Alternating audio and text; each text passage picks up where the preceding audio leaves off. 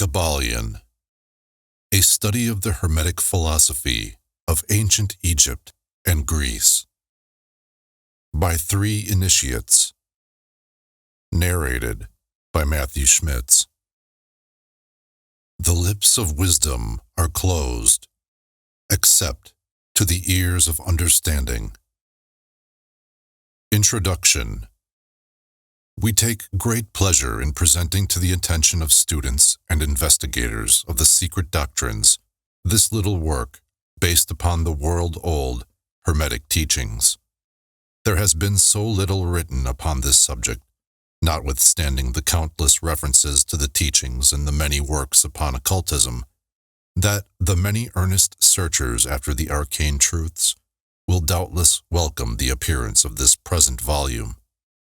The purpose of this work is not the enunciation of any special philosophy or doctrine, but rather is to give to the students a statement of the truth that will serve to reconcile the many bits of occult knowledge that they may have acquired, but which are apparently opposed to each other and which often serve to discourage and disgust the beginner in the study. Our intent is not to erect a new temple of knowledge, but rather to place in the hands of the student a master key, with which he may open the many inner doors in the temple of mystery through the main portals he has already entered. There is no portion of the occult teachings possessed by the world which have been so closely guarded as the fragments of the Hermetic teachings, which have come down to us over the tens of centuries which have elapsed since the lifetime of its great founder, Hermes Trismegistus, the scribe of the gods, who dwelt in old Egypt in the days when the present race of men was in its infancy, contemporary with Abraham, and, if the legends be true, an instructor of that venerable sage Hermes was, and is, the great central sun of occultism, whose rays have served to illumine the countless teachings which have been promulgated since his time. All the fundamental and basic teachings embedded in the esoteric teachings of every race may be traced back to Hermes. Even the most ancient teachings of India undoubtedly have their roots in the original Hermetic teachings. From the land of the Ganges, many advanced occultists wandered to the land of Egypt and sat at the feet of the master. From him they obtained the master key, which explained and reconciled their divergent views, and thus the secret doctrine was firmly established. From other lands also came the learned ones, all of whom regarded Hermes as the master of masters, and his influence was so great that in spite of the many wanderings from the path on the part of the centuries of teachers in these different lands, there may still be found a certain basic resemblance and correspondence which underlies the many and often quite divergent theories entertained and taught by the occultists of these different lands today. The student of comparative religions will be able to perceive the influence of the Hermetic teachings in every religion worthy of the name, now known to man, whether it be a dead religion or one in full vigor in our own times. There is always certain correspondence in spite of the contradictory features, and the Hermetic teachings act as the great reconciler. The life work of Hermes seems to have been in the direction of planting the great seed truth, which has grown and blossomed in so many strange forms, rather than to establish a school of philosophy which would dominate the world's thought. But, nevertheless, the original truths taught by him have been kept intact in their original purity by a few men each age, who, refusing great numbers of half-developed students and followers, followed the Hermetic custom and reserved their truth for the few who were ready to comprehend and master it. From lip to ear, the truth has been handed down among the few. There have always been a few initiates in each generation in the various lands of the earth who kept alive the sacred flame of the Hermetic teachings, and such have always been willing to use their lamps to relight the lesser lamps of the outside world, when the light of truth grew dim, and clouded by reason of neglect, and when the wicks became clogged with foreign matter, there were always a few to tend faithfully the altar of the truth, upon which was kept alight the perpetual lamp of wisdom. These men devoted their lives to the labor of love which the poet has so well stated in his lines. "Oh, let not the flame die out, cherished age after age, in its dark cavern, in its holy temples cherished, fed by pure ministers of love, let not the flame die out." These men have never sought popular approval, nor numbers of followers. They are indifferent to these things, for they know how few there are in each generation who are ready for the truth, or who would recognize it if it were presented to them. They reserve the strong meat for men, while others furnish the milk for babes. They reserve their pearls of wisdom for the few elect, who recognize their value and who wear them in their crowns, instead of casting them before the materialistic, vulgar swine, who would trample them in the mud and mix them with their disgusting mental food. But still, these men have never forgotten or overlooked the original teachings of Hermes regarding the passing on of the words of truth to those ready to receive it, which teachings is stated in the Kybalion as follows: "Where fall the footsteps of the master, the ears of those ready for his teaching open wide."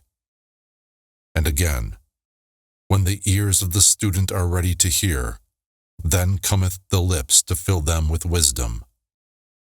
But their customary attitude has always been strictly in accordance with the other Hermetic aphorism, also in the Kybalion: "The lips of wisdom are closed, except to the ears of understanding." There are those who have criticized this attitude of the Hermetists, and who have claimed that they did not manifest the proper spirit in their policy of seclusion and reticence. But a moment's glance back over the pages of history will show the wisdom of the masters, who knew the folly of attempting to teach to the world that which it was neither ready or willing to receive. The Hermetists have never sought to be martyrs, and have instead sat silently aside with a pitying smile on their closed lips, while the heathen raged noisily about them, in their customary amusement of putting to death and torture the honest but misguided enthusiasts who imagined that they could force upon a race of barbarians the truth capable of being understood only by the elect who had advanced along the path. And the spirit of persecution has not as yet died out in the land. There are certain Hermetic teachings which, if publicly promulgated, would bring down upon the teachers a great cry of scorn and revilement from the multitude, who would again raise the cry of "Crucify, crucify." In this little work, we have endeavored to give you an idea of the fundamental teachings of the Kybalion, striving to give you the working principles, leaving you to apply them yourselves, rather than attempting to work out the teaching in detail. If you are a true student, you will be able to work out and apply these principles. If not, then you must develop yourself into one, for otherwise the Hermetic teachings will be as words, words, words to you.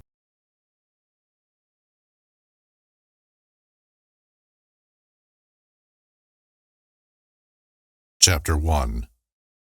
The Hermetic Philosophy. The lips of wisdom are closed, except to the ears of understanding. The Kybalion.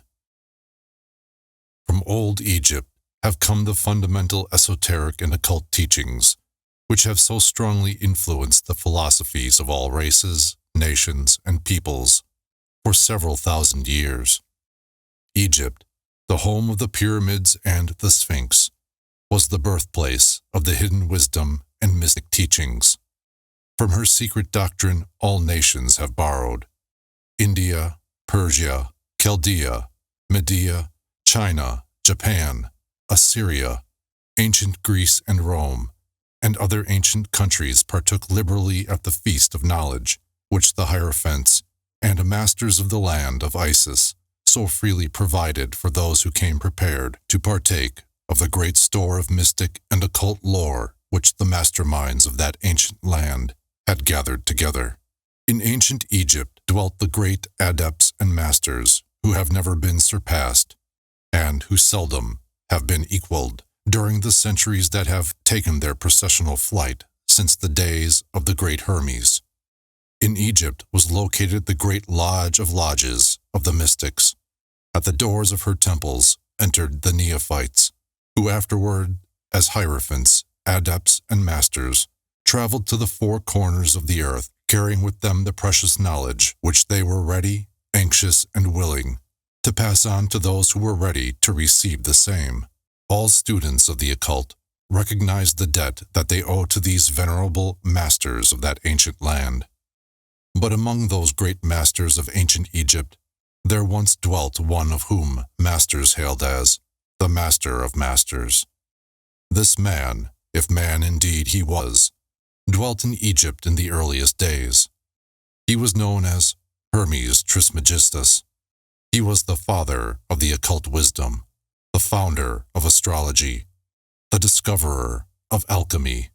The details of his life story are lost to history, owing to the lapse of the years, though several of the ancient countries disputed with each other in their claims to the honor of having furnished his birthplace, and this thousands of years ago. The date of his sojourn in Egypt, in that his last incarnation on this planet, is not now known, but it has been fixed at the early days of the oldest dynasties of Egypt, long before the days of Moses.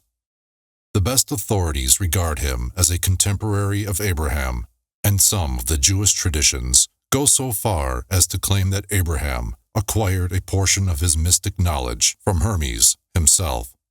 As the years rolled by after his passing from this plane of life, tradition recording that he lived 300 years in the flesh, the Egyptians deified Hermes and made him one of their gods, under the name of Thoth.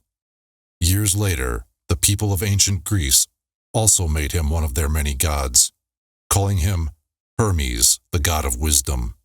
The Egyptians revered his memory for many centuries, yes, tens of centuries, calling him the scribe of the gods, and bestowing upon him distinctively his ancient title, Trismegistus, which means the thrice great, the great great, the greatest great, etc. In all the ancient lands, the name of Hermes Trismegistus was revered, the name being synonymous with the fount of wisdom. Even to this day, we use the term hermetic in the sense of secret, sealed so that nothing can escape, etc. And this by reason of the fact that the followers of Hermes always observed the principle of secrecy in their teachings. They did not believe in casting pearls before swine, but rather held to the teaching, milk for babes, meat for strong men, both of which maxims are familiar to readers of the Christian scriptures, but both of which had been used by the Egyptians for centuries before the Christian era. And this policy of careful dissemination of the truth has always characterized the Hermetics, even unto the present day. The Hermetic teachings are to be found in all lands, among all religions, but never identified with any particular country, nor with any particular religious sect. This is because of the warning of the ancient teachers against allowing the secret doctrine to become crystallized into a creed. The wisdom of this caution is apparent to all students of history. The ancient occultism of India and Persia degenerated and was largely lost, owing to the fact that the teachers became priests, and so mixed theology with the philosophy, the result being that the occultism of India and Persia has been gradually lost amidst the mass of religious superstition, cults, creeds, and gods. So it was with ancient Greece and Rome. So it was with the Hermetic teachings of the Gnostics and early Christians, which were lost at the time of Constantine, whose iron hand smothered philosophy with the blanket of theology, losing to the Christian Church that which was its very essence and spirit, and causing it to grope throughout several centuries before it found the way back to its ancient faith. The indications apparent to all careful observers in this 20th century being that the Church is now struggling to get back to its ancient mystic teachings. But there were always a few faithful souls who kept alive the flame, tending it carefully and not allowing its light to become extinguished. And thanks to these staunch hearts and fearless minds, we have the truth still with us. But it is not found in books to any great extent. It has been passed along from master to student, from initiate to hierophant, from lip to ear. When it was written down at all, its meaning was veiled in terms of alchemy and astrology, so that only those possessing the key could read it aright.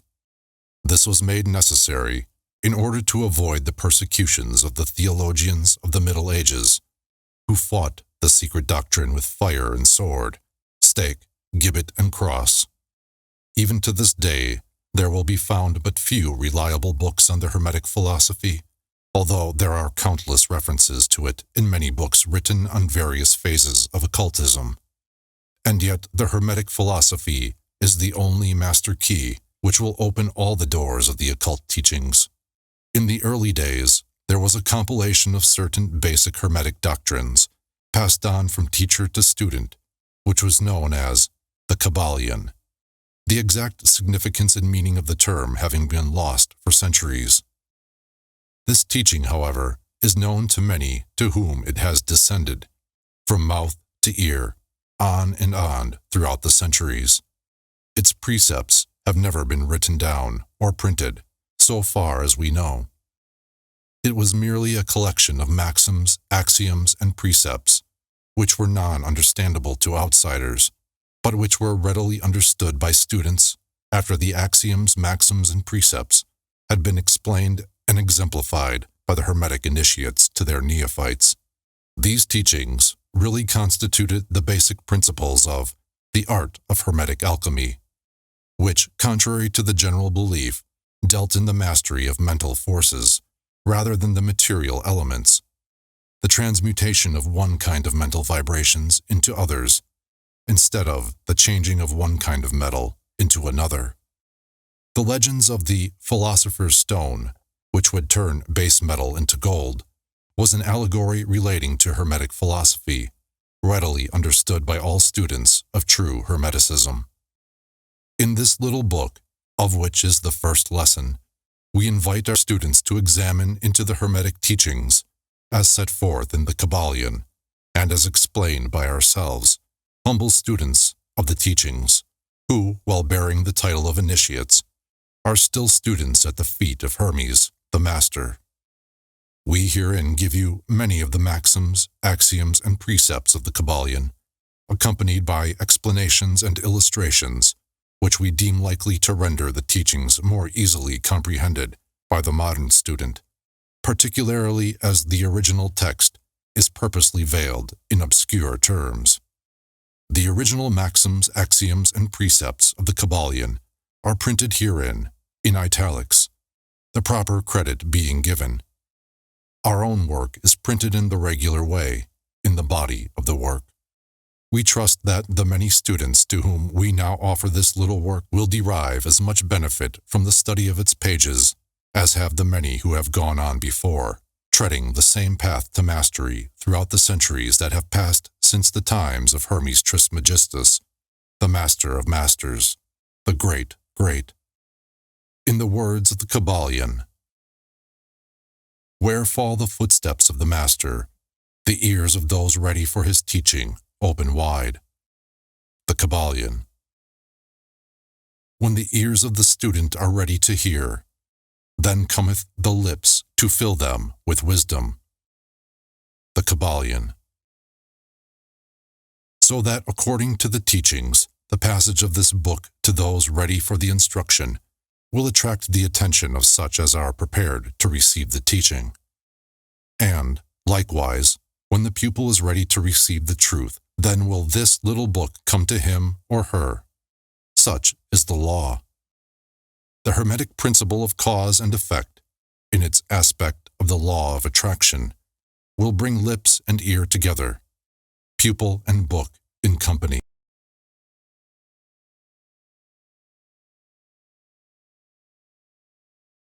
Chapter 2. The 7 Hermetic Principles. The principles of truth are 7. He who knows these, understandingly, possessed the magic key, before whose touch all the doors of the temple fly open. The Kybalion. The 7 Hermetic principles, upon which the entire Hermetic philosophy is based, are as follows. 1. The principle of mentalism. 2. The principle of correspondence. 3. The principle of vibration. 4. The principle of polarity. 5. The principle of rhythm. 6. The principle of cause and effect. 7. The principle of gender. These 7 principles will be discussed and explained as we proceed with these lessons. A short explanation of each, however, may as well be given at this point. 1. The principle of mentalism. The all is mind. The universe is mental. The Kybalion. This principle embodies the truth that all is mind. It explains that the all, which is the substantial reality underlying all the outward manifestations and appearances which we know under the terms of the material universe, the phenomena of life, matter, energy, and, in short, all that is apparent to our material senses, is spirit, which in itself is unknowable and undefinable, but which may be considered and thought of as an universal, infinite, living mind. It also explains that all the phenomenal world or universe is simply a mental creation of the all, subject to the laws of created things, and that the universe, as a whole, and in its parts or units, has its existence in the mind of the all, in which mind we live and move and have our being. This principle, by establishing the mental nature of the universe, easily explains all of the varied mental and psychic phenomena that occupy such a large portion of the public attention, and which, without such explanation, are non-understandable and defy scientific treatment. An understanding of this great Hermetic principle of mentalism enables the individual to readily grasp the laws of the mental universe, and to apply the same to his well-being and advancement. The Hermetic student is enabled to apply intelligently the great mental laws, instead of using them in a haphazard manner. With the master key in his possession, the student may unlock the many doors of the mental and psychic temple of knowledge, and enter the same freely and intelligently. This principle explains the true nature of energy, power, and matter, and why and how all these are subordinate to the mastery of mind. One of the old Hermetic masters wrote, long ages ago, "He who grasps the truth of the mental nature of the universe is well advanced on the path to mastery." And these words are as true today as at the time they were first written. Without this master key, mastery is impossible, and the student knocks in vain at the many doors of the temple. 2. The principle of correspondence. As above, so below. As below, so above.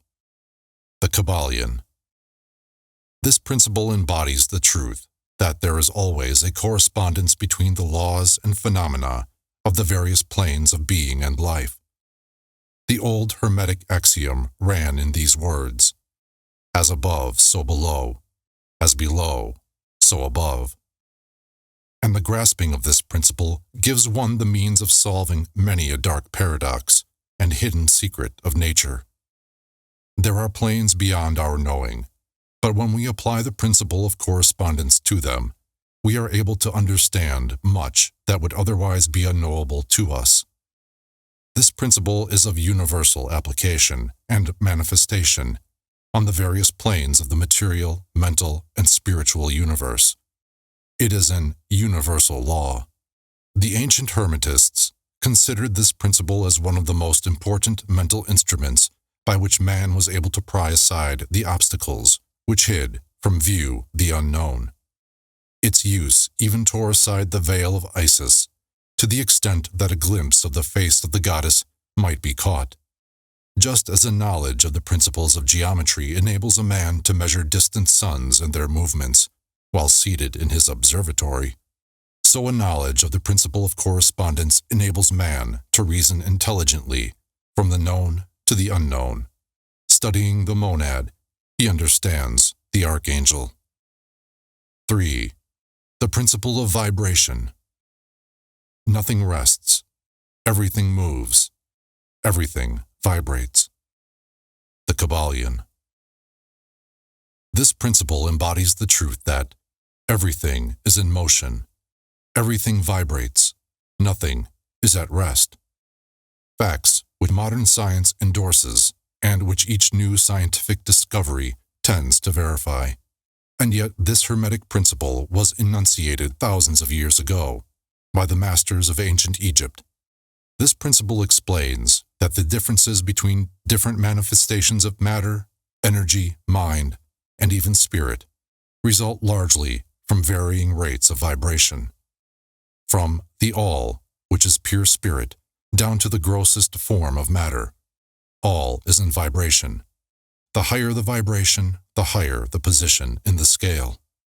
The vibration of spirit is at such an infinite rate of intensity and rapidity that it is practically at rest, just as a rapidly moving wheel seems to be motionless. And at the other end of the scale, there are gross forms of matter whose vibrations are so low as to seem at rest. Between these poles, there are millions upon millions of varying degrees of vibration, from corpuscle and electron, atom and molecule, to worlds and universes. Everything is in vibratory motion. This is also true on the planes of energy and force, which are but varying degrees of vibration, and also on the mental planes, whose states depend upon vibrations, and even onto the spiritual planes. An understanding of this principle with the appropriate formulas enables Hermetic students to control their own mental vibrations as well as those of others. The masters also apply this principle to the conquering of natural phenomena in various ways. He who understands the principle of vibration has grasped the scepter of power, says one of the old writers. 4. The principle of polarity. Everything is dual. Everything has poles. Everything has its pair of opposites. Like and unlike are the same. Opposites are identical in nature, but different in degree. Extremes meet. All truths are but half-truths. All paradoxes may be reconciled. The Kybalion. This principle embodies the truth that everything is dual. Everything has two poles. Everything has its pair of opposites, all of which were old Hermetic axioms. It explains the old paradoxes that have perplexed so many, which have been stated as follows. Thesis and antithesis are identical in nature, but different in degree. Opposites are the same, differing only in degree. The pairs of opposites may be reconciled. Extremes meet. Everything is and isn't at the same time. All truths are but half-truths. Every truth is half false. There are two sides to everything, etc., etc., etc. It explains that in everything there are two poles or opposite aspects, and that opposites are really only the two extremes of the same thing, with many varying degrees between them. To illustrate, heat and cold, although opposites, are really the same thing. the differences consisting merely of degrees of the same thing. Look at your thermometer and see if you can discover where heat terminates and cold begins. There is no such thing as absolute heat or absolute cold. The two terms, heat and cold, simply indicate varying degrees of the same thing, and that same thing, which manifests as heat and cold, is merely a form, variety, and rate of vibration. So, heat and cold are simply the two poles of that which we call heat, and the phenomena attendant thereupon are manifestations of the principle of polarity. The same principle manifests in the case of light and darkness, which are the same thing, the difference consisting of varying degrees between the two poles of the phenomena. Where does darkness leave off and light begin? What is the difference between large and small, between hard and soft, between black and white, between sharp and dull, between noise and quiet, between high and low, between positive and negative? The principle of polarity explains these paradoxes, and no other principle can supersede it. The same principle operates on the mental plane. Let us take a radical and extreme example, that of love and hate, two mental states apparently totally different. And yet there are degrees of hate and degrees of love, and a middle point in which we use the terms like or dislike, which shade into each other so gradually that sometimes we are at a loss to know whether we like or dislike, or neither, and all are simply degrees of the same thing, as you will see, if you will but think a moment. And more than this, and considered of more importance by the Hermetists, it is possible to change the vibrations of hate to the vibrations of love in one's own mind and in the minds of others. Many of you who read these lines have had personal experiences of the involuntary rapid transition from love to hate, and the reverse, in your own case and that of others, and you will therefore realize the possibility of this being accomplished by the use of the will, by means of the Hermetic formulas. Good and evil are but the poles of the same thing, and the Hermetist understands the art of transmuting evil into good, by means of an application of the principle of polarity. In short, the art of polarization becomes a phase of mental alchemy, known and practiced by the ancient and modern Hermetic masters. An understanding of the principle will enable one to change his own polarity, as well as that of others, if he will devote the time and study necessary to master the art. 5. The principle of rhythm. Everything flows out and in. Everything has its tides. All things rise and fall. The pendulum swing manifests in everything. The measure of the swing to the right is the measure of the swing to the left. Rhythm compensates. The Kybalion. This principle embodies the truth that in everything there is manifested a measured motion, to and fro, a flow and inflow, a swing backward and forward, a pendulum-like movement, a tide-like ebb and flow, a high tide and low tide. Between the two poles which exist in accordance with the principle of polarity described a moment ago, there is always an action and a reaction, an advance and a retreat, a rising and a sinking. This is in the affairs of the universe, suns, worlds, men, animals, mind, energy, and matter. This law is manifest in the creation and destruction of worlds, in the rise and fall of nations, in the life of all things, and finally, in the mental states of man. And it is with this latter that the Hermetists find the understanding of the principle most important. The Hermetists have grasped this principle, finding its universal application, and have also discovered certain means to overcome its effects in themselves by the use of the appropriate formulas and methods. They apply the mental law of neutralization. They cannot annul the principle or cause it to cease its operation. but they have learned how to escape its effects upon themselves to a certain degree, depending upon the mastery of the principle. They have learned how to use it instead of being used by it. In this and similar methods consists the art of the Hermetists. The master of Hermetics polarizes himself at the point at which he desires to rest, and then neutralizes the rhythmic swing of the pendulum, which would tend to carry him to the other pole. All individuals who have attained any degree of self-mastery do this to a certain degree, more or less unconsciously, but the master does this consciously, and by the use of his will, and attains a degree of poise and mental firmness almost impossible of belief on the part of the masses, who are swung backward and forward like a pendulum. This principle and that of polarity have been closely studied by the Hermetists, and the methods of counteracting, neutralizing, and using them form an important part of the Hermetic mental alchemy. 6. The principle of cause and effect. Every cause has its effect. Every effect has its cause. Everything happens according to law. Chance is but a name for law not recognized. There are many planes of causation, but nothing escapes the law. The Kybalion.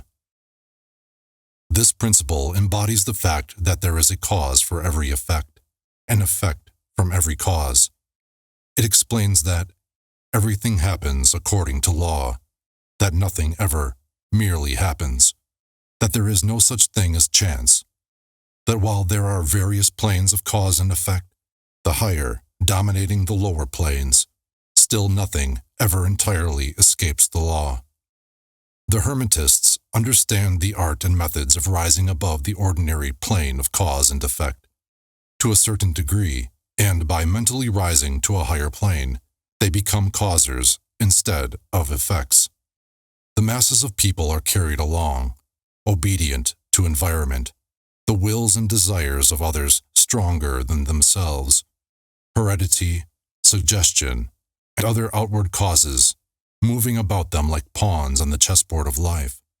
But the masters, rising to the plane above, dominate their moods, characters, qualities, and powers, as well as the environment surrounding them, and become movers instead of pawns.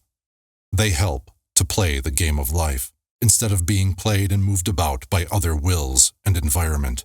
They use the principle instead of being its tools.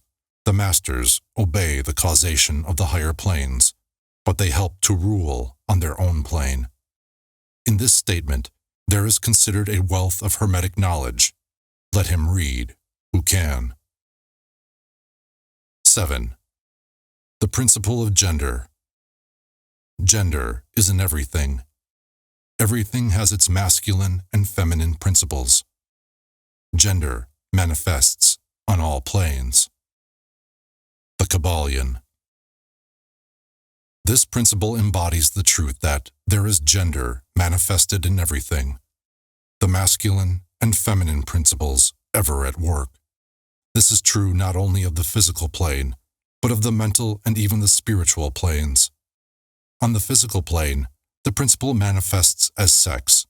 On the higher planes, it takes higher forms, but the principle is ever the same. No creation, physical, mental, or spiritual, is possible without this principle. An understanding of its laws will throw light on many a subject that has perplexed the minds of men. The principle of gender works ever in the direction of generation, regeneration, and creation. Everything and every person contains the two elements or principles, or this great principle, within it, him or her. Every male thing has the female element also. Every female contains also the male principle. If you would understand the philosophy of mental and spiritual creation, generation, and regeneration, you must understand and study this Hermetic principle. It contains the solution of many mysteries of life. We caution you that this principle has no reference to the many base, pernicious, and degrading lustful theories, teachings, and practices which are taught under fanciful titles, and which are a prostitution of the great natural principle of gender.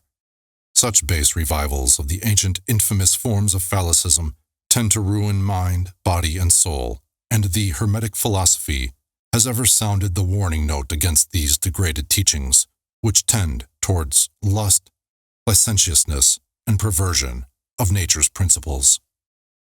If you seek such teachings, you must go elsewhere for them. Hermeticism contains nothing for you along these lines. To the pure, all things are pure. To the base.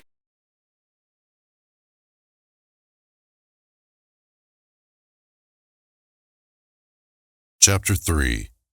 Mental Transmutation. Mind, as well as metals and elements, may be transmuted from state to state, degree to degree, condition to condition, pole to pole, vibration to vibration. True Hermetic transmutation is a mental art. The Kybalion. As we have stated, the Hermetists were the original alchemists, astrologers, and psychologists, Hermes having been the founder of these schools of thought. From astrology has grown modern astronomy. From alchemy has grown modern chemistry. From the mystic psychology has grown the modern psychology of the schools. But it must not be supposed that the ancients were ignorant of that which the modern schools suppose to be their exclusive and special property. The records engraved on the stones of ancient Egypt show conclusively that the ancients had a full comprehensive knowledge of astronomy, the very building of the pyramids showing the connection between their design and the study of astronomical science. Nor were they ignorant of chemistry, for the fragments of the ancient writings show that they were acquainted with the chemical properties of things. In fact, the ancient theories regarding physics are being slowly verified by the latest discoveries of modern science, notably those relating to the constitution of matter. Nor must it be supposed that they were ignorant of the so-called modern discoveries in psychology.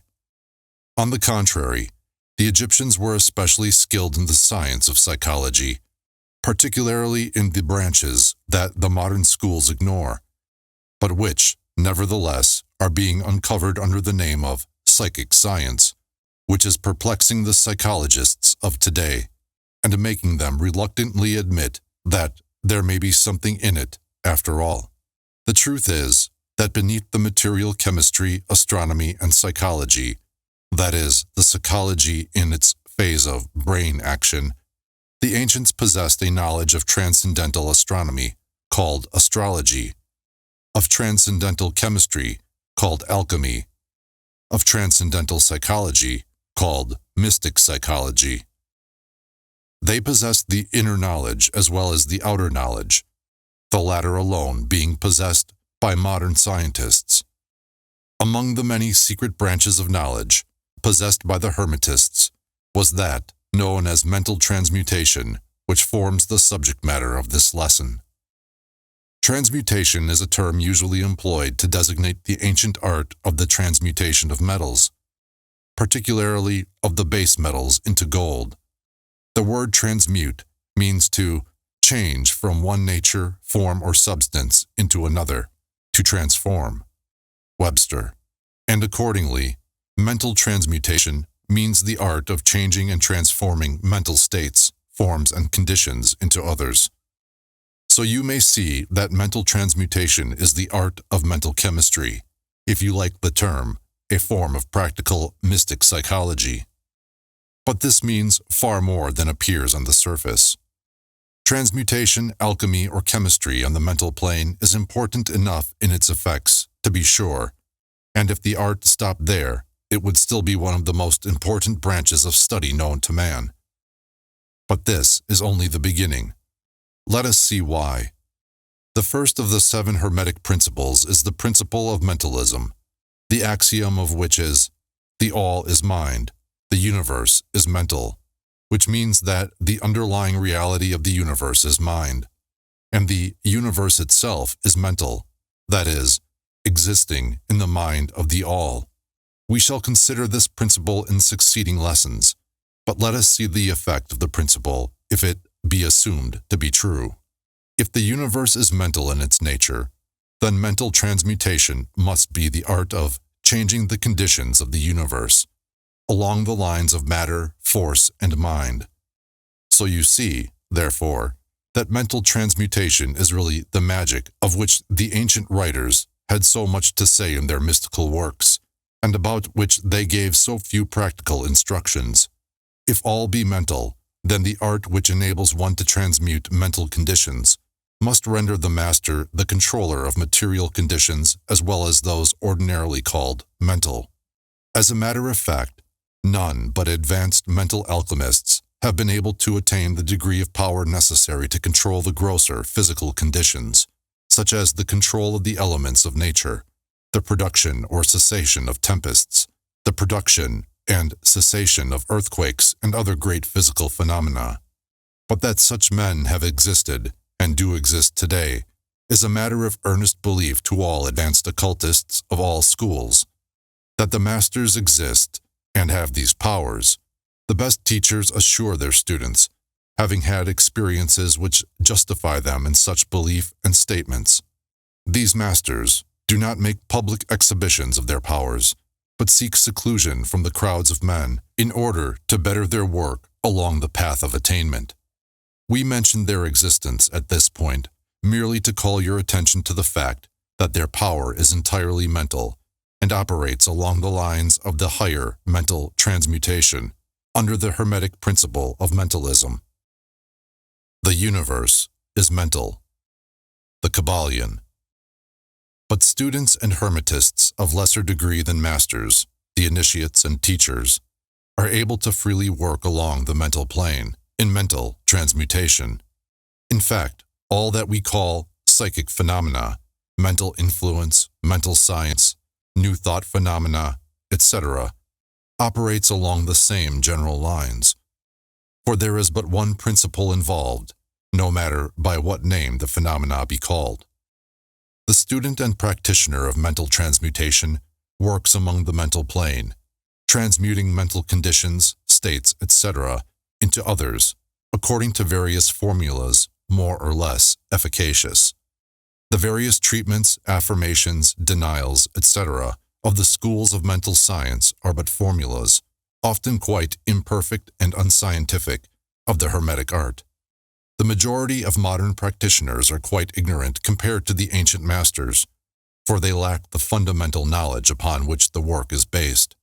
Not only may the mental states, etc., of oneself be changed or transmuted by Hermetic methods, but also the states of others may be, and are, constantly transmuted in the same way, usually unconsciously, but often consciously by some understanding the laws and principles, in cases where the people affected are not informed of the principles of self-protection. And more than this, as many students and practitioners of modern mental science know, every material condition depending upon the minds of other people may be changed or transmuted in accordance with the earnest desire, will, and treatments of persons desiring changed conditions of life. The public are so generally informed regarding these things at present that we do not deem it necessary to mention the same at length, our purpose at this point being merely to show the Hermetic principle and art underlying all of these various forms of practice, good and evil, for the force can be used in opposite directions according to the Hermetic principles of polarity. In this little book, we shall state the basic principles of mental transmutation, that all who read may grasp the underlying principles and thus possess the master key that will unlock the many doors of the principle of polarity. We shall now proceed to a consideration of the first of the Hermetic 7 principles, the principle of mentalism, in which is explained the truth that the all is mind, the universe is mental, in the words of the Kybalion. We ask the close attention and careful study of this great principle on the part of our students, for it is really the basic principle of the whole Hermetic philosophy and of the Hermetic art of mental.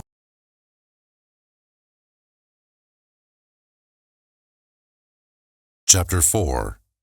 The All. Under and back of the universe of time, space, and change, is ever to be found the substantial reality, the fundamental truth. The Kybalion. Substance means that which underlies all outward manifestations, the essence, the essential reality, the thing in itself, etc. Substantial means actually existing, being the essential element, being real, etc. Reality means the state of being real, true, enduring, valid, fixed, permanent, actual, etc. Under and behind all outward appearances or manifestations, there must always be a substantial reality. This is the law. Man, considering the universe, of which he is a unit, sees nothing but change in matter, forces, and mental states. He sees that nothing really is, but that everything is becoming and changing. Nothing stands still. Everything is being born, growing, dying. The very instant a thing reaches its height, it begins to decline. The law of rhythm is in constant operation. There is no reality, enduring quality, fixity, or substantiality in anything. Nothing is permanent but change. He sees all things evolving from other things and resolving into other things. Constant action and reaction, inflow and outflow, building up and tearing down, creation and destruction, birth, growth, and death. Nothing endures but change. And if he be a thinking man, he realizes that all of these changing things must be but outward appearances or manifestations of some underlying power, some substantial reality. All thinkers, in all lands and in all times, have assumed the necessity for postulating the existence of this substantial reality. All philosophies worthy of the name have been based upon this thought. Men have given to this substantial reality many names. Some have called it by the name of deity, under many titles. Others have called it the infinite and eternal energy. Others have tried to call it matter, but all have acknowledged its existence. It is self-evident. It needs no argument. In these lessons, we have followed the example of some of the world's greatest thinkers, both ancient and modern, the Hermetic masters, and have called this underlying power, this substantial reality, by the Hermetic name of the All, which term we consider the most comprehensive of the many terms applied by man to that which transcends names and terms. We accept and teach the view of the great Hermetic thinkers of all times, as well as of those illumined souls who have reached higher planes of being, both of whom assert that the inner nature of the All is unknowable. This must be so, for naught, by the All itself, can comprehend its own nature and being. The Hermetists believe and teach that the All, in itself, is and must ever be unknowable. They regard all the theories, guesses, and speculations of the theologians and metaphysicians regarding the inner nature of the All as but the childish efforts of mortal minds to grasp the secret of the infinite. Such efforts have always failed and will always fail, from the very nature of the task. One pursuing such inquiries travels around and around in the labyrinth of thought until he is lost to all sane reasoning, action, or conduct, and is utterly unfitted for the work of life. He is like the squirrel which frantically runs around and around the circling treadmill wheel of his cage, traveling ever and yet reaching nowhere. At the end, a prisoner still, and standing just where he started. And still more presumptuous are those who attempt to ascribe to the All the personality, qualities, properties, characteristics, and attributes of themselves, ascribing to the All the human emotions, feelings, and characteristics, even down to the pettiest qualities of mankind, such as jealousy, susceptibility to flattery and praise, desire for offerings and worship, and all the other survivals from the days of the childhood of the race. Such ideas are not worthy of grown men and women, and are rapidly being discarded. At this point, it may be proper for me to state that we make a distinction between religion and theology, between philosophy and metaphysics. Religion, to us, means that intuitional realization of the existence of the all and one's relationship to it, while theology means the attempts of men to ascribe personality, qualities, and characteristics to it, their theories regarding its affairs, will, desires, plans, and designs, and their assumption of the office of middlemen between the all and the people. Philosophy, to us, means the inquiry after knowledge of things knowable and thinkable, while metaphysics means the attempt to carry the inquiry over and beyond the boundaries into regions unknowable and unthinkable, and with the same tendency as that of theology. And consequently, both religion and philosophy mean to us things having roots in reality, while theology and metaphysics seem like broken reeds, rooted in the quicksands of ignorance, and affording naught but the most insecure support for the mind or soul of man. We do not insist upon our students accepting these definitions. We mention them merely to show our position. At any rate, you shall hear very little about theology and metaphysics in these lessons. But while the essential nature of the all is unknowable, there are certain truths connected with its existence which the human mind finds itself compelled to accept. And an examination of these reports from a proper subject of inquiry, particularly as they agree with the reports of the illumined on higher planes, and to this inquiry we now invite you. That which is the fundamental truth, the substantial reality, is beyond true naming, but the wise men call it the all, the Kybalion. In its essence, the all is unknowable, the Kybalion. But the report of reason must be hospitably received and treated with respect, the Kybalion. The human reason, whose reports we must accept so long as we think at all, informs us as following regarding the all, and that without attempting to remove the veil of the unknowable. 1. The all must be all that really is. There can be nothing existing outside of the all, else the all would not be the all. 2. The all must be infinite, for there is nothing else to define, confine, bound, limit, or restrict the all. It must be infinite in time, or eternal. It must have always continuously existed, for there is nothing else to have ever created it, and something can never evolve from nothing. And if it had ever not been, even for a moment, it would not be now. It must continuously exist forever, for there is nothing to destroy it, and it can never not be, even for a moment, because something can never become nothing. It must be infinite in space.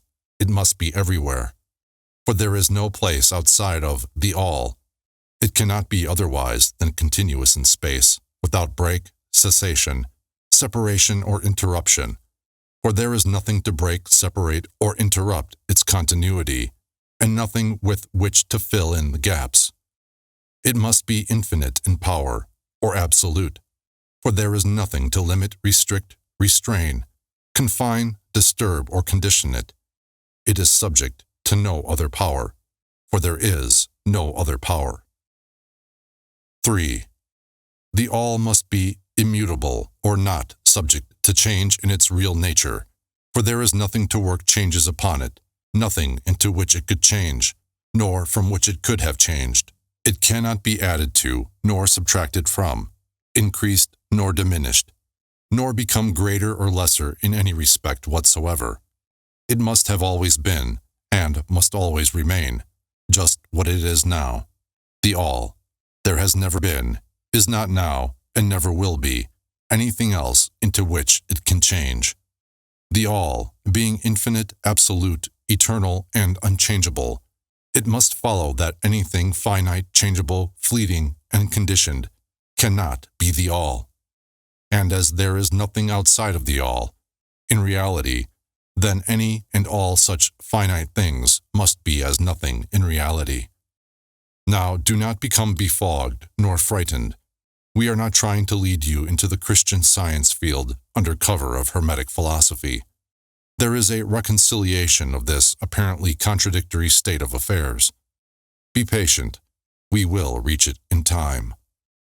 We see around us that which is called matter, which foundations for all forms. Is the all merely matter? Not at all. Matter cannot manifest life or mind. And as life and mind are manifested in the universe, the all cannot be matter, for nothing rises higher than its own source.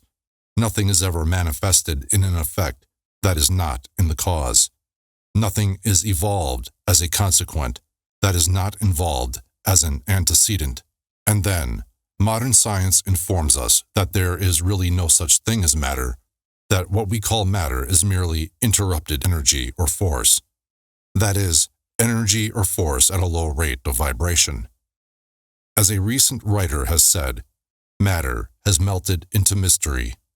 Even material science has abandoned the theory of matter and now rests on the basis of energy. Then is the all mere energy or force? Not energy or force as the materialists use the terms, for their energy and force are blind, mechanical things, devoid of life or mind. Life and mind can never evolve from blind energy or force, for the reason given a moment ago. Nothing can rise higher than its source. Nothing is evolved unless it is involved. Nothing manifests in the effect unless it is in the cause. And so the all cannot be mere energy or force, for if it were, then there would be no such things as life and mind in existence. And we know better than that, for we are alive and using mind to consider this very question. And so are those who claim that energy or force is everything. What is there, then, higher than matter or energy that we know to be existent in the universe? Life and mind. Life and mind in all their varying degrees of unfoldment. Then, you ask, do you mean to tell us that the all is life and mind? Yes and no is our answer. If you mean life and mind, as we poor petty mortals know them, we say no. The all is not that. But what kind of life and mind do you mean, you ask? The answer is living mind, as far above that which mortals know by those words, as life and mind are higher than mechanical forces, or matter. Infinite living mind as compared to finite life and mind. We mean that which the illumined souls mean when they reverently pronounce the word spirit. The all is infinite living mind. The illumined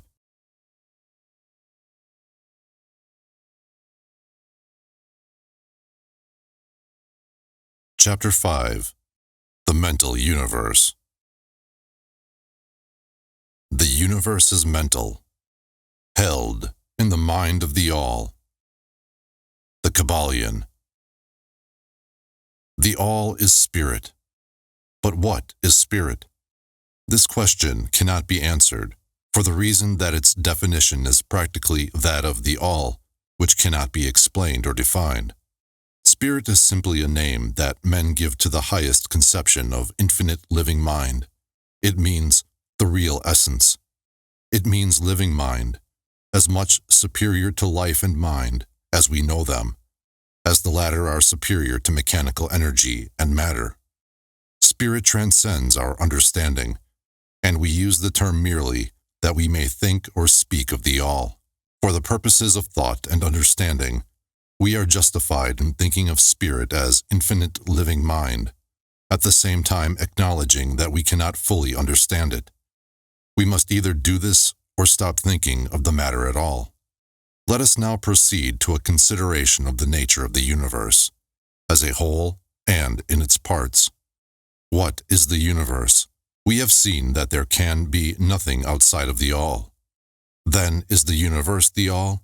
No, this cannot be, because the universe seems to be made up of many, and is constantly changing, and in other ways it does not measure up to the ideas that we are compelled to accept regarding the all, as stated in our last lesson. Then if the universe be not the all, then it must be nothing. Such is the inevitable conclusion of the mind at first thought.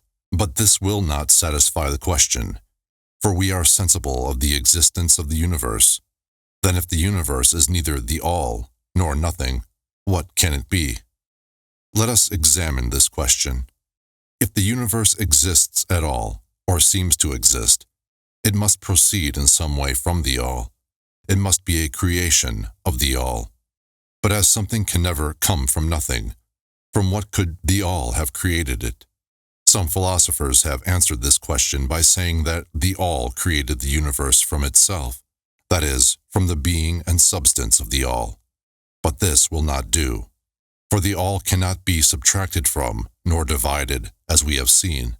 And then again, if this be so, would not each particle in the universe be aware of its being the all? The all could not lose its knowledge of itself, nor actually become an atom, or blind force, or lowly living thing. Some men, indeed, realizing that the all is indeed all, and also recognizing that they, the men, existed, have jumped to the conclusion that they and the all were identical, and they have filled the air with shouts of, "I am God," to the amusement of the multitude and the sorrow of sages. The claim of the corpuscle that "I am man" would be modest in comparison. But what indeed is the universe if it be not the all, not yet created by the all having separated itself into fragments? What else can it be? Of what else can it be made? This is the great question. Let us examine it carefully. We find here that the principle of correspondence, see Lesson 1, comes to our aid here. The old Hermetic axiom, as above, so below, may be pressed into service at this point. Let us endeavor to get a glimpse of the workings on higher planes by examining those on our own. The principle of correspondence must apply to this as well as to other problems. Let us see, on his own plane of being, how does man create? Well, first he may create by making something out of outside materials. But this will not do, for there are no materials outside of the all with which it may create. Well, then secondly, man procreates or reproduces his kind by the process of begetting, which is self-multiplication, accomplished by transferring a portion of his substance to his offspring. But this will not do, because the all cannot transfer or subtract a portion of itself, nor can it reproduce or multiply itself. In the first place, there would be a taking away, and in the second case, a multiplication or addition to the all, both thoughts being an absurdity. Is there no third way in which man creates? Yes, there is. He creates mentally, and in so doing, he uses no outside materials, nor does he reproduce himself, and yet his spirit pervades the mental creation. Following the principle of correspondence, we are justified in considering that the all creates the universe mentally, in a manner akin to the process whereby man creates mental images. And here is where the report of reason tallies precisely with the report of the illumined, as shown by their teachings and writings. Such are the teachings of the wise men. Such was the teaching of Hermes. The all can create in no other way except mentally, without either using material, and there is none to use, or else reproducing itself, which is also impossible. There is no escape from this conclusion of the reason, which, as we have said, agrees with the highest teachings of the illumined. Just as you, student, may create a universe of your own in your mentality, so does the all create universes in its own mentality. But your universe is the mental creation of a finite mind, whereas that of the all is the creation of an infinite. The two are similar in kind, but definitely different in degree. We shall examine more closely into the process of creation and manifestation as we proceed, but this is the point to fix in your minds at this stage. The universe, and all it contains, is a mental creation of the all. Verily, indeed, all is mind. The all creates, in its infinite mind, countless universes, which exist for aeons of time. And yet, to the all, the The creation, development, decline, and death of a million universes is as the time of the twinkling of an eye. The Kybalion. The infinite mind of the All is the womb of universes. The Kybalion. The principle of gender, see Lesson 1 and other lessons to follow, is manifested on all planes of life, material, mental, and spiritual. But, as we have said before, gender does not mean sex. Sex is merely a material manifestation of gender. Gender means relating to generation or creation, and whenever anything is generated or created, on any plane, the principle of gender must be manifested, and this is true even in the creation of universes. Now, do not jump to the conclusion that we are teaching that there is a male and female God or creator. That idea is merely a distortion of the ancient teachings on the subject. The true teaching is that the All in itself is above gender, as it is above every other law, including those of time and space. It is the law from which the laws proceed, and it is not subject to them. But when the All manifests on the plane of generation or creation, then it acts according to law and principle, for it is moving on a lower plane of being, and consequently it manifests the principle of gender, in its masculine and feminine aspects, on the mental plane, of course. This idea may seem startling to some of you who hear it for the first time, but you have all really passively accepted it in your everyday conceptions.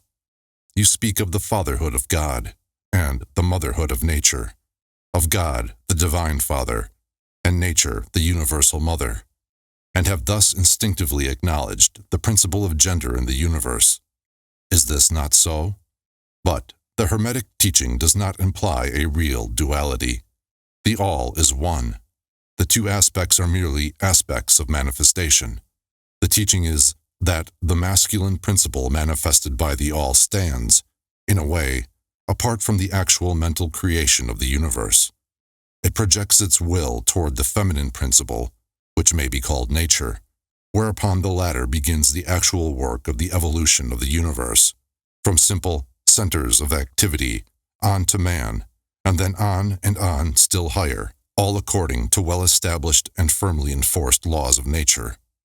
If you prefer the old figures of thought, you may think of the masculine principle as God, the Father, and of the feminine principle as nature, the universal mother, from whose womb all things have been born. This is more than a mere poetic figure of speech.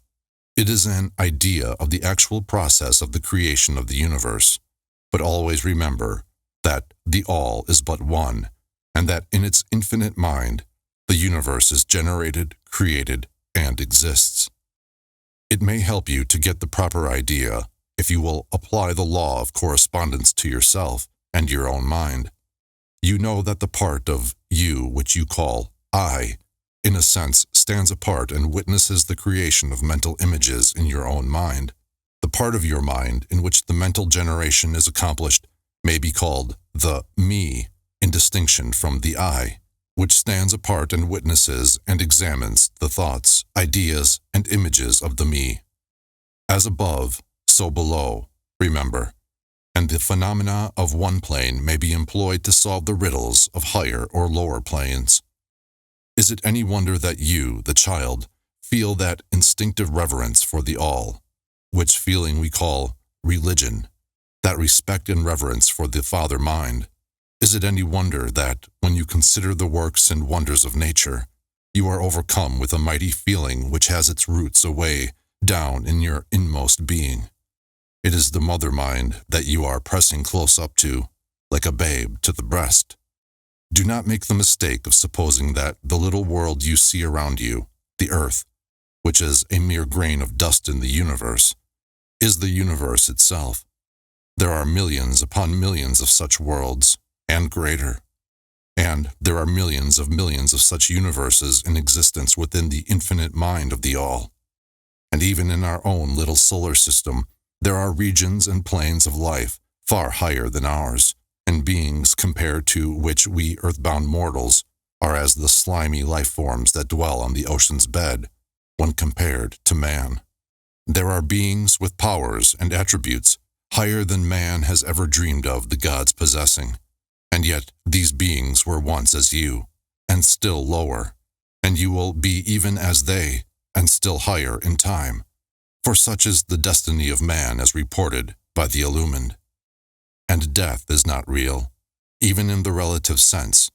It is but birth to a new life, and you shall go on and on and on to higher and still higher planes of life, for aeons upon aeons of time. The universe is your home, and you shall explore its farthest recesses before the end of time. You are dwelling in the infinite mind of the All, and your possibilities and opportunities are infinite, both in time and space, and at the end of the grand cycle of aeons, when the All shall draw back into itself all of its creations, you will go gladly, for you will then be able to know the whole truth of being at one with the All. Such is the report of the illumined, those who have advanced well along the path, and, in the meantime, rest calm and serene. You are safe and protected by the infinite power of the Father-Mother mind. Within the Father-Mother mind, mortal children are at home. The Kybalion. There is not one who is fatherless nor motherless in the universe.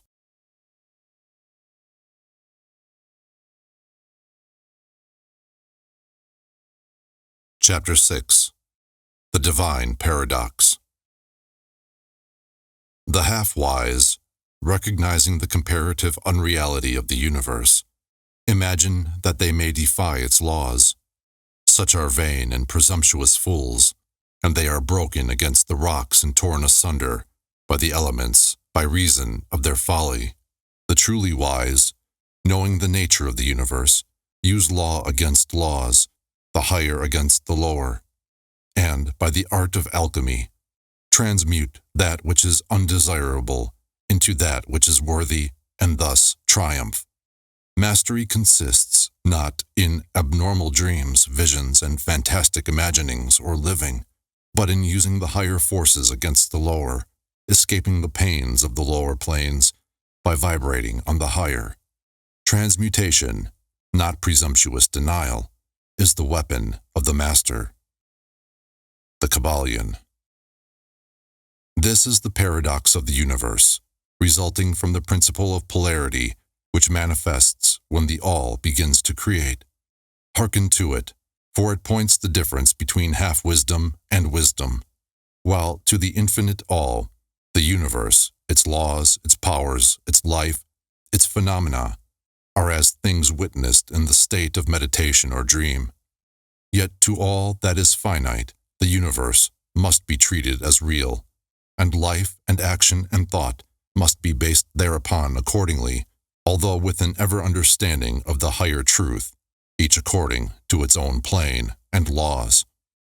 Were the All to imagine that the universe were indeed reality, then woe to the universe, for there would be no escape from lower to higher.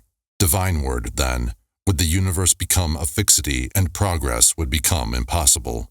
And if man, owing to half-wisdom, acts and lives and thinks of the universe as merely a dream, akin to his own finite dreams, then indeed does it so become for him, and like a sleepwalker, he stumbles ever around and around in a circle, making no progress and being forced into an awakening, at last by his falling, bruised and bleeding over the natural laws which he ignored.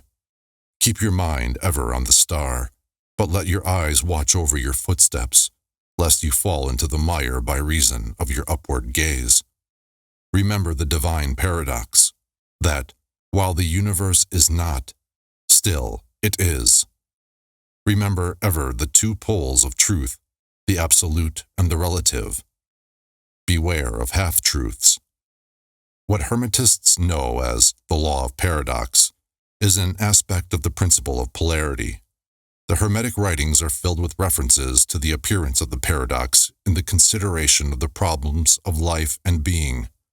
The teachers are constantly warning their students against the error of omitting the other side of any question, and their warnings are particularly directed to the problems of the absolute and the relative, which perplex all students of philosophy, and which cause so many to think and act contrary to what is generally known as common sense. And we caution all students to be sure to grasp the divine paradox of the absolute and relative, lest they become entangled in the mire of the half-truth.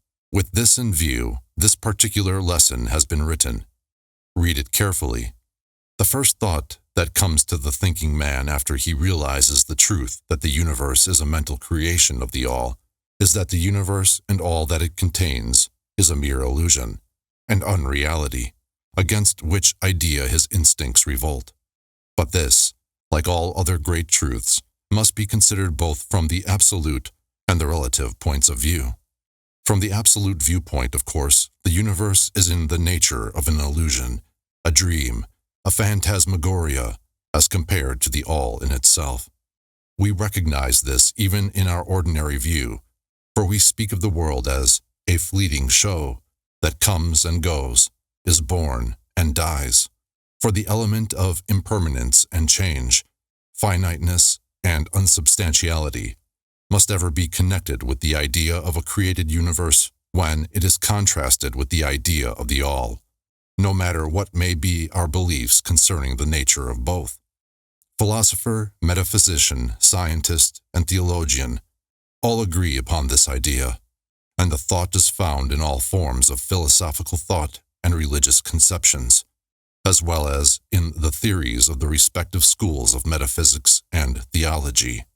So, the Hermetic teachings do not preach the unsubstantiality of the universe in any stronger terms than those more familiar to you, although their presentation of the subject may seem somewhat more startling. Anything that has a beginning and an end must be, in a sense, unreal and untrue, and the universe comes under the rule in all schools of thought.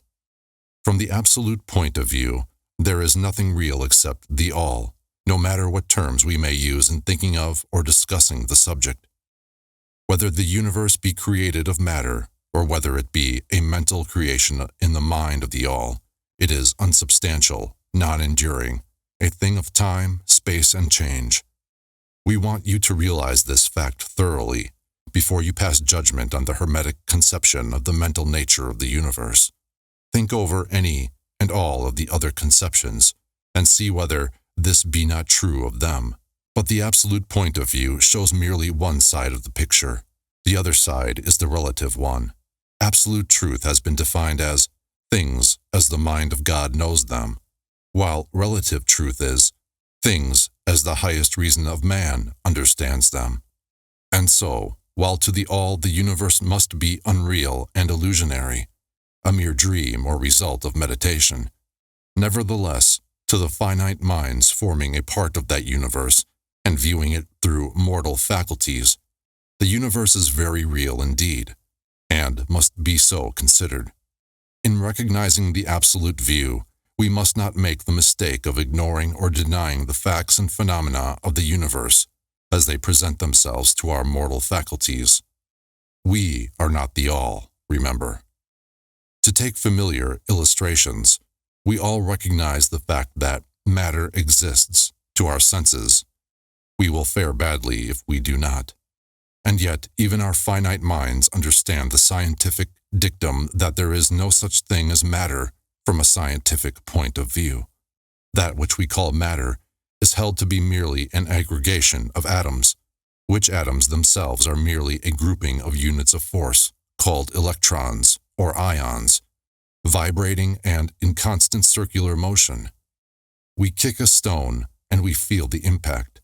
It seems to be real, notwithstanding that we know it to be merely what we have stated above. But remember that our foot, which feels the impact by means of our brains, is likewise matter, so constituted of electrons, and for that matter, so are our brains. And, at the best, if it were not by reason of our mind, we would not know the foot or stone at all. Then again, the ideal of the artist or sculptor, which he is endeavoring to reproduce in stone or on canvas, seems very real to him. So do the characters in the mind of the author or dramatist, which he seeks to express so that others may recognize them. And if this be true in the case of our finite minds, what must be the degree of reality in the mental images created in the mind of the infinite? O friends, this universe of mentality is very real indeed. It is the only one we can ever know, though we rise from plane to plane, higher and higher in it. To know it otherwise, but actual experience, we must be the all itself. It is true that the higher we rise in the scale, the nearer to the mind of the Father we reach, the more apparent becomes the illusory nature of finite things, but not until the all finally withdraws us into itself does the vision actually vanish. So, we need not dwell upon the feature of illusion. Rather, let us, recognizing the real nature of the universe, seek to understand its mental laws and endeavor to use them to the best effect in our upward progress through life, as we travel from plane to plane of being. The laws of the universe are nonetheless iron laws because of the mental nature. All except the all are bound by them. What is in the infinite mind of the all is real, in a degree second only to that reality itself, which is vested in the nature of the all.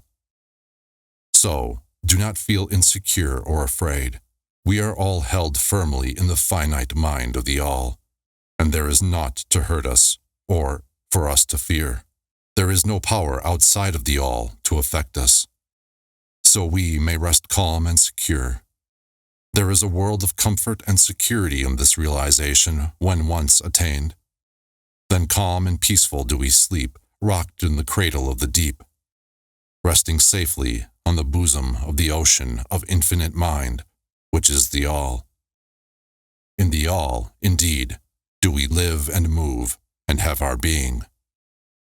Matter is nonetheless matter to us, while we dwell on the plane of matter, although we know it to be merely an aggregation of electrons or particles of force vibrating rapidly and gyrating around each other in the formations of atoms, the atoms in turn vibrating and gyrating, forming molecules, which latter in turn form larger masses of matter. Nor does matter become less matter when we follow the inquiry still further and learn from the Hermetic teachings that the force, of which the electrons are but units, is merely a manifestation of the mind of the all, and like all else in the universe, is purely mental in its nature. While on the plane of matter, we must recognize its phenomena. We may control matter, as all masters of higher or lesser degree do, but we do so by applying the higher forces. We commit a folly when we attempt to deny the existence of matter in the relative aspect. We may deny its mastery over us, and rightly so, but we should not attempt to ignore it in its relative aspect, at least so long as we dwell upon its plane. Nor do the laws of nature become less constant or effective when we know them, likewise to be merely mental creations. They are in full effect on the various planes. We overcome the lower laws by applying still higher ones, and in this way only. But we cannot escape law or rise above it entirely. Nothing but the all can escape law, and that because the all is law itself, from which all laws emerge.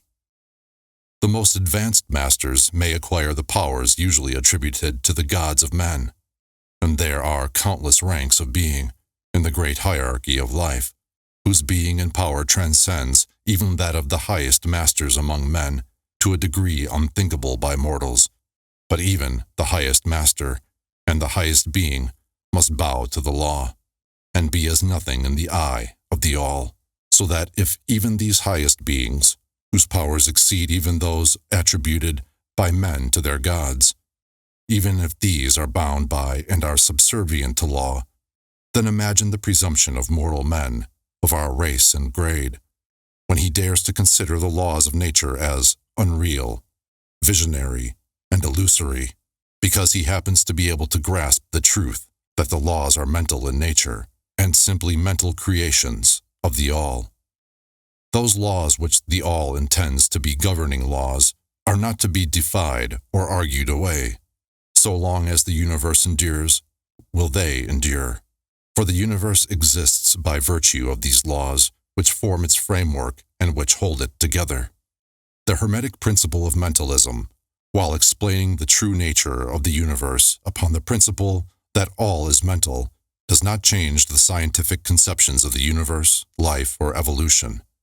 In fact, science merely corroborates the Hermetic teachings. The latter merely teaches that the nature of the universe is mental, while modern science has taught that it is material, or, of late, that it is energy at the last analysis. The Hermetic teachings have no fault to find with Herbert Spencer's basic principle, which postulates the existence of an infinite and eternal energy from which all things proceed.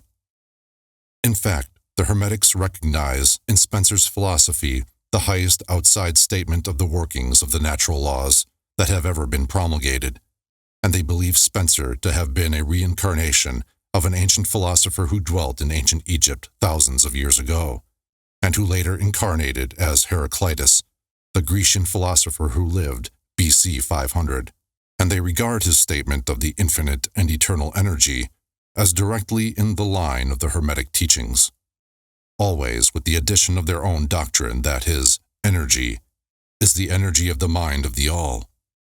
With the master key of the Hermetic philosophy, the student of Spencer will be able to unlock many doors of the inner philosophical conceptions of the great English philosopher, whose work shows the results of the preparation of his previous incarnations. His teachings regarding evolution and rhythm are in almost perfect agreement with the Hermetic teachings regarding the principle of rhythm. So, the student of Hermetics need not lay aside any of his cherished scientific views regarding the universe. All he is asked to do is grasp the underlying principle of the all is mind, the universe is mental, held in the mind of the all. He will find that the other 6 of the 7 principles will fit into his scientific knowledge, and will serve to bring out obscure points and to throw light in dark corners. This is not to be wondered at when we realize the influence of the Hermetic thought of the early philosophers of Greece, upon whose foundations of thought the theories of modern science largely rest. The acceptance of the first Hermetic principle, mentalism, is the only great point of difference between modern science and Hermetic students, and science is gradually moving toward the Hermetic position in its groping in the dark for a way out of the labyrinth into which it has wandered in its search for reality. The purpose of this lesson is to impress upon the minds of our students the fact that, to all intents and purposes, the universe and its laws and its phenomena are just as real, so far as man is concerned, as they would be under the hypotheses of materialism or energism. Under any hypothesis, the universe in its outer aspect is changing, ever-flowing and transitory, and therefore devoid of substantiality and reality.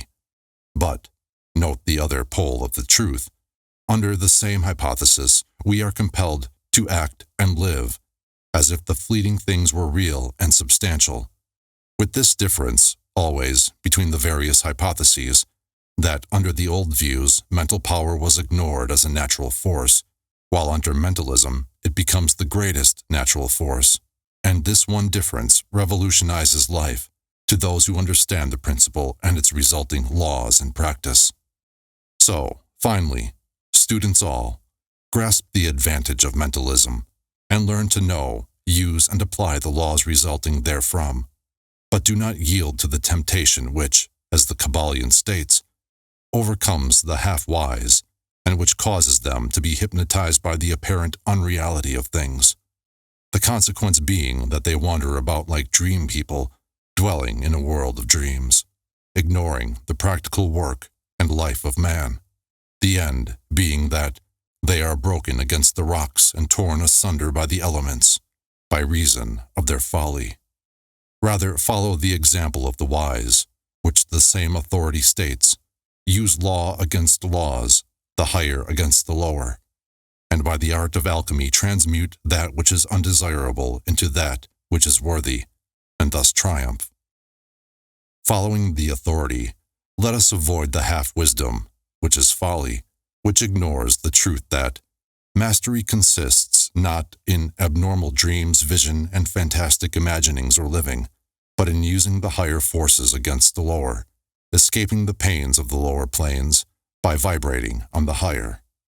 Remember always, student, that transmutation, not presumptuous denial, is the weapon of the master. The above quotations are from the Kybalion and are worthy of being committed to memory by the student. We do not live in a world of dreams, but in an universe which, while relative, is real so far as our lives and actions are concerned. Our business in the universe is not to deny its existence, but to live, using the laws to rise from lower to higher, living on, doing the best that we can under the circumstances arising each day, and living, so far as possible, to our biggest ideas and ideals. The true meaning of life is not known to men on this plane, if indeed to any, but the highest authorities and our own intuitions teach us that we will make no mistake in living up to the best that is in us, so far as is possible, and realizing the universal tendency in the same direction, in spite of apparent evidence to the contrary. We are all on the path, and the road leads ever upward, with frequent resting places. Read the message of the Kybalion, and follow the example of the wise, avoiding the mistake of the half-wise, who perish.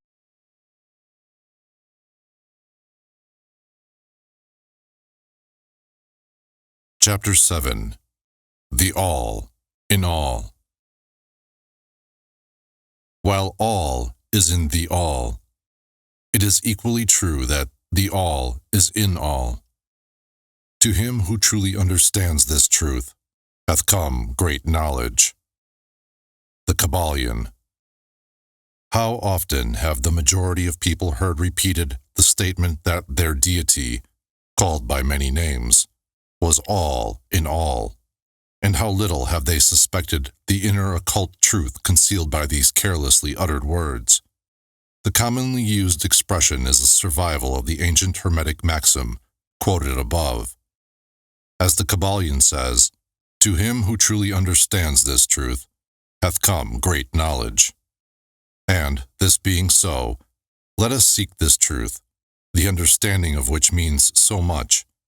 In this statement of truth, this Hermetic maxim, is concealed one of the greatest philosophical, scientific, and religious truths. We have given you the Hermetic teaching regarding the mental nature of the universe, the truth that the universe is mental, held in the mind of the all. As the Kybalion says, in the passage quoted above, all is in the all. But note also the correlated statement that it is equally true that the all is in all. This apparently contradictory statement is reconcilable under the law of paradox. It is, moreover, an exact Hermetic statement of the relations existing between the all and its mental universe. We have seen how all is in the all. Now let us examine the other aspect of the subject. The Hermetic teachings are to the effect that the all is immanent in, remaining within, inherent, abiding within, its universe, and in every part, particle, unit, or combination within the universe. This statement is usually illustrated by the teachers by a reference to the principle of correspondence. The teacher instructs the student to form a mental image of something, a person, an idea, something having a mental form, the favorite example being that of the author or dramatist forming an idea of his characters, or a painter or sculptor forming an image of an ideal that he wishes to express by his art. In each case, the student will find that while the image has its existence and being solely within his own mind, yet he, the student, author, dramatist, painter, or sculptor, is, in a sense, immanent in, remaining within, or abiding within, the mental image also. In other words, the entire virtue, life, spirit of reality in the mental image is derived from the immanent mind of the thinker. Consider this for a moment. until the idea is grasped. To take a modern example, let us say that Othello, Iago, Hamlet, Lear, Richard III existed merely in the mind of Shakespeare at the time of their conception or creation. And yet, Shakespeare also existed within each of these characters, giving them their vitality, spirit, and action. Whose is the spirit of the characters that we know as Micawber, Oliver Twist, Uriah Heep? Is it Dickens? Or have each of these characters a personal spirit independent of their creator? Have the Venus of Medici, the Sistine Madonna, the Apollo Belvedere, spirits and reality of their own? Or do they represent the spiritual and mental power of their creators? The law of paradox explains that both propositions are true, viewed from the proper viewpoints. Micawber is both Micawber and yet Dickens. And again, while Micawber may be said to be Dickens, yet Dickens is not identical with Micawber. Man, like Micawber, may exclaim, "The spirit of my creator is inherent within me, and yet I am not he." How different this from the shocking half-truth so vociferously announced by certain of the half-wise, who fill the air with their raucous cries of, "I am God." Imagine poor Micawber or the sneaky Uriah Heep crying, "I am Dickens," or some of the lowly clods in one of Shakespeare's plays, eloquently announcing that, "I am Shakespeare." The all is in the earthworm, and yet the earthworm is far from being the all. And still the wonder remains that though the earthworm exists merely as a lowly thing, created and having its being solely within the mind of the all, yet the all is immanent in the earthworm, and in the particles that go to make up the earthworm. Can there be any greater mystery than this of all in the all and the all in all? The student will, of course, realize that the illustrations given above are necessarily imperfect and inadequate, for they represent the creation of mental images in finite minds, while the universe is a creation of infinite mind, and the difference between the two poles separates them. And yet, it is merely a matter of degree. The same principle is in operation. The principle of correspondence manifests in each, as above, so below, as below, so above. And in the degree that man realizes the existence of the indwelling spirit immanent within his being, so will he rise in the spiritual scale of life. This is what spiritual development means: the recognition, realization, and manifestation of the spirit within us. Try to remember this last definition, that of spiritual development. It contains the truth of true religion.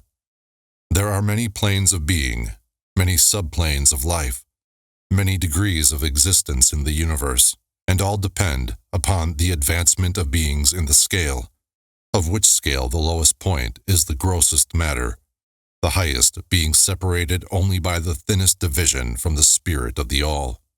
And, upward and onward along this scale of life, everything is moving. All are on the path, whose end is the all. All progress is a returning home. All is upward and onward, in spite of all seemingly contradictory appearances. Such is the message of the illumined. The Hermetic teachings concerning the process of the mental creation of the universe are that, at the beginning of the creative cycle, the all, in its aspect of being, projects its will toward its aspect of becoming, and the process of creation begins. It is taught that the process consists of the lowering of vibration until a very low degree of vibratory energy is reached, at which point the grossest possible form of matter is manifested. This process is called the stage of involution, in which the all becomes involved or wrapped up in its creation. This process is believed by the Hermetists to have a correspondence to the mental process of an artist, writer, or inventor, who becomes so wrapped up in his mental creation as to almost forget his own existence, and who, for the time being, almost lives in his creation. If instead of wrapped, we use the word wrapped, perhaps we will give a better idea of what is meant. This involuntary stage of creation is sometimes called the outpouring of the divine energy, just as the evolutionary state is called the indrawing. The extreme pole of the creative process is considered to be the furthest removed from the all, while the beginning of the evolutionary stage is regarded as the beginning of the return swing of the pendulum of rhythm, a coming home idea being held in all of the Hermetic teachings.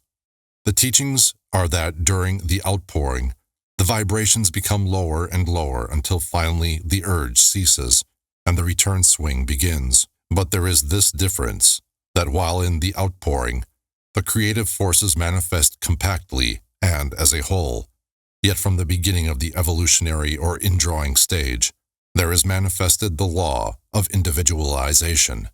That is, the tendency to separate into units of force, so that finally, that which left the all as unindividualized energy returns to its source as countless, highly developed units of life, having risen higher and higher in the scale by means of physical, mental, and spiritual evolution.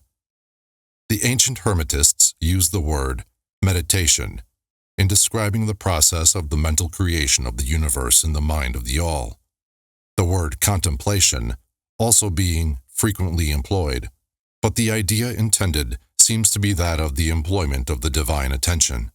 Attention is a word derived from the Latin root meaning to reach out, to stretch out, and so the act of attention is really a mental reaching out, extension of mental energy, so that the underlying idea is readily understood when we examine into the real meaning of attention. The Hermetic teachings regarding the process of evolution are that the all, having meditated upon the beginning of the creation, having thus established the material foundations of the universe, having thought it into existence, then gradually awakens or rouses from its meditation, and in so doing, starts into manifestation the process of evolution on the material, mental, and spiritual planes, successively and in order.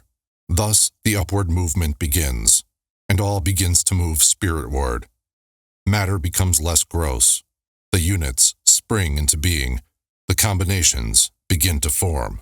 Life appears and manifests in higher and higher forms, and mind becomes more and more in evidence, the vibrations constantly becoming higher.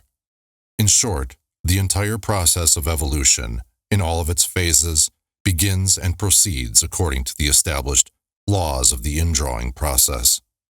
All of this occupies aeons upon aeons of man's time, each aeon containing countless millions of years, but yet the illumined inform us that the entire creation, including involution and evolution of an universe, is but as the twinkle of the eye to the all.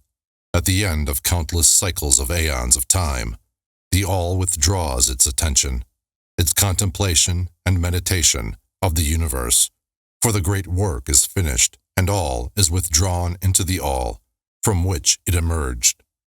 But mystery of mysteries, the spirit of each soul is not annihilated, but is infinitely expanded. The created and the Creator are merged. Such is the report of the illumined. The above illustration of the meditation and subsequent awakening from meditation of the all is of course but an attempt of the teachers to describe the infinite process by a finite example. And yet, as below, so above. The difference is merely in degree, and just as the all arouses itself from the meditation upon the universe, so does man, in time, cease from manifesting upon the material plane, and withdraws himself more and more into the indwelling spirit, which is indeed the divine ego.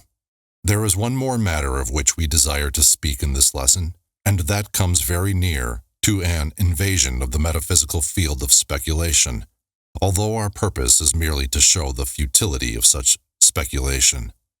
We allude to the question which inevitably comes to the mind of all thinkers who have ventured to seek the truth.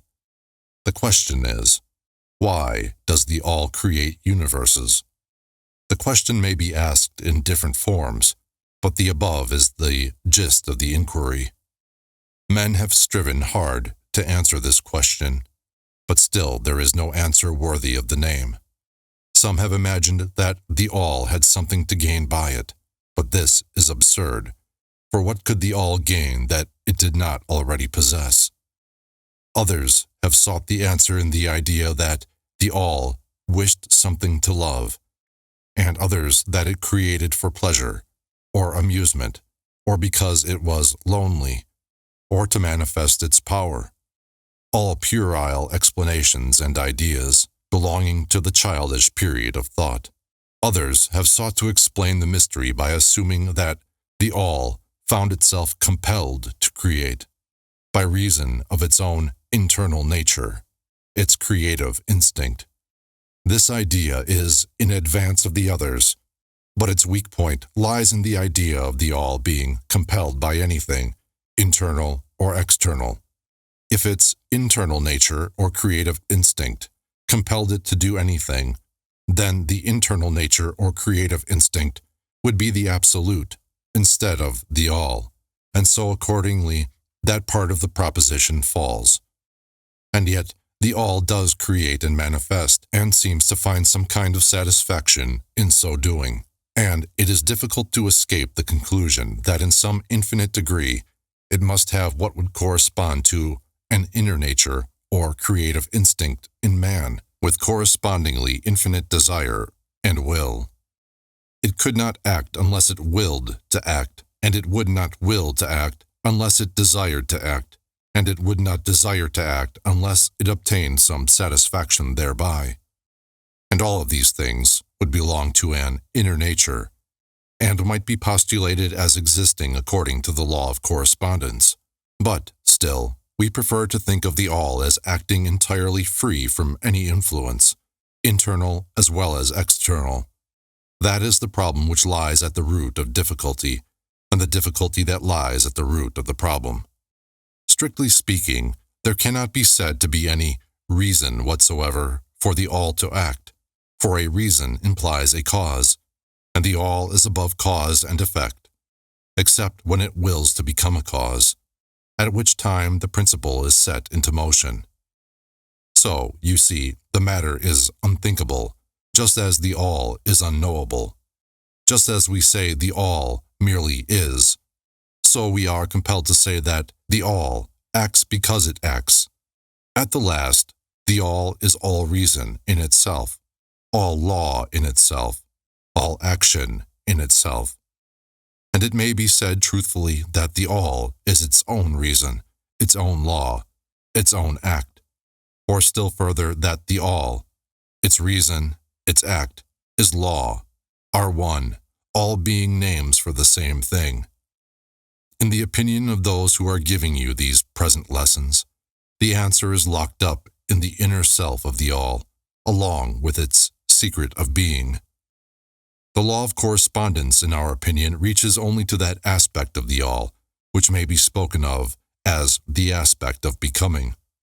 Back of that aspect is the aspect of being, in which all laws are lost in law, all principles merge into principle, and the all, principle and being, are identical, one and the same.